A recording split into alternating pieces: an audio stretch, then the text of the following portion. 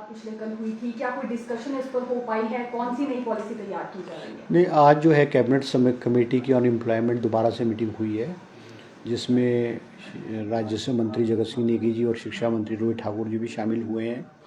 और आज हमने जो है सेक्रेटरी एजुकेशन और सेक्रेटरी लॉ को भी बुलाया था और विस्तृत रूप से जो है वो हमने चर्चा की है। हमारा मेन फोकस जो है वो आज हिमाचल प्रदेश के दूर दराज के क्षेत्रों में, ट्राइबल एरियाज़ में, हार्ड एरियाज़ में, बैकवर्ड पंचायत में शिक्षकों के बहुत सारे पद खाली पड़े हुए हैं और एकेडमिक सेशन शुरू हो चुका है। जैसा मैंने कल भी कहा कि पब्लिक सर्विस कमीशन और सबऑर्डिनेट सर्विस बोर्ड में जो भर्ती का प्रोसेस है वो बहुत धीमा है और जिस हिसाब से रिटायरमेंट हो रही है या कोई नए इंस्टीट्यूशन खुलते हैं उस हिसाब से जो भर्ती नहीं होती है और इसमें हो ये रहा है कि हार्ड एरियाज़ में अधिकतर पोस्टें जो उन हार्ड एरियाज़ में खाली है, तो बच्चों के भविष्य के साथ खिलवाड़ हो रहा है और टीचर्स नहीं है। तो हमारा चिंता का विषय था कि भाई अगर हम पब्लिक सर्विस कमीशन को भेजेंगे तो उसमें बहुत समय लगेगा, 1 साल से 1.5 साल लग जाएगा। तो हमको एक ऐसा रास्ता निकालना पड़ेगा कि रिक्रूटमेंट भी हो जाए और शिक्षकों के जो खाली पद पड़े हैं वो भी भरे जाएं।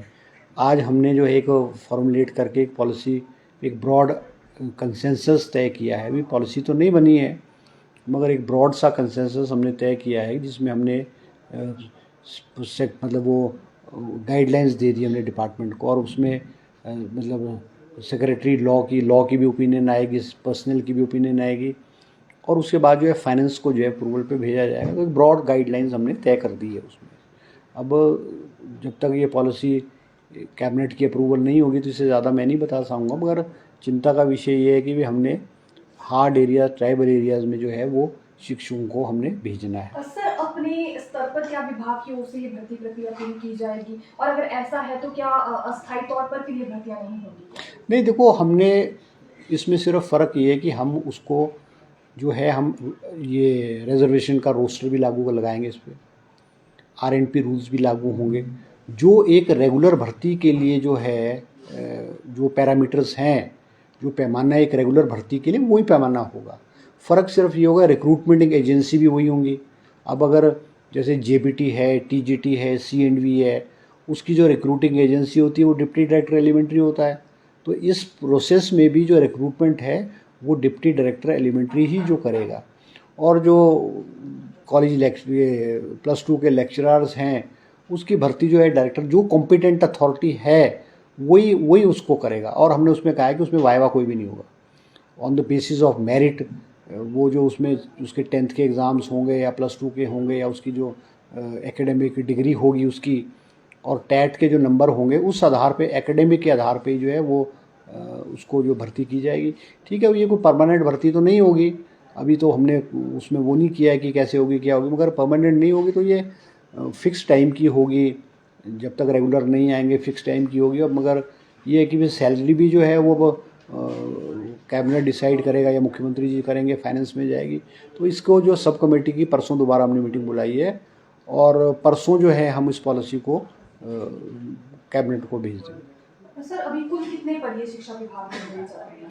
अभी हमने डिपार्टमेंट को कहा है कि पिछले साल, 1 साल में मतलब 1 अप्रैल 2022 से लेकर के अब तक 1 साल तक जो हिमाचल प्रदेश में पोस्टें किन स्कूलों में किस कैटेगरी की खाली हैं, हमने एजुकेशन डिपार्टमेंट को कहा है।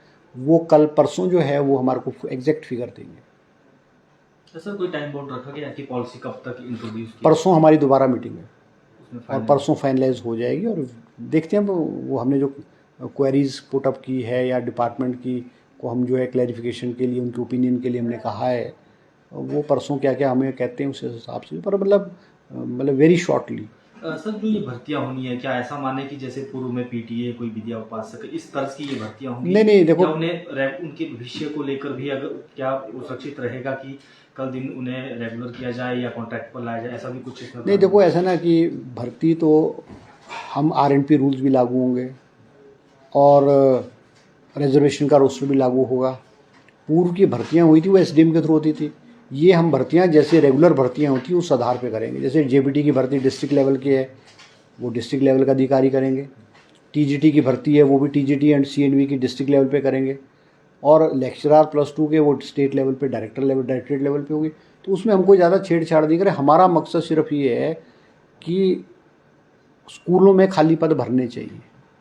अब ये परमानेंट भर्ती तो नहीं होगी, होगी तो ये मतलब स्टॉप गैप अरेंजमेंट होगा, या मान लो 2 साल के लिए होगी, 3 साल के लिए होगी, या जब तक रेगुलर नहीं आएगा उस आधार पे होंगे। मगर अभी ये स्टॉप गैप ये जो है फाइनलाइज नहीं हुई है अभी तक। सर, जो पुरानी भर्तियां फंसी हैं, क्या इसे लेकर भी अभी कोई रास्ता निकाला जा रहा है? नहीं, अब कुछ भर्तियां तो कोर्ट में हैं, वो जब तक कोर्ट का फैसला आएगा, कोर्ट के फैसले के बाद ही वो भर्तियां होंगी। मगर ऐसा है कि जेबीटी की भर्ती 5 साल में नहीं हुई है, पीटीआई और डीपी की जो भर्ती 5 साल में नहीं हुई, अभी कोर्ट में वो फंसी हुई है। तो वो जो कोर्ट में फंसी हुई है उसमें तो हमने कैबिनेट कमेटी कुछ नहीं कर सकती। बाकी और कैटेगरीज में तो हम कर रहे हैं। प्रश्नों कितने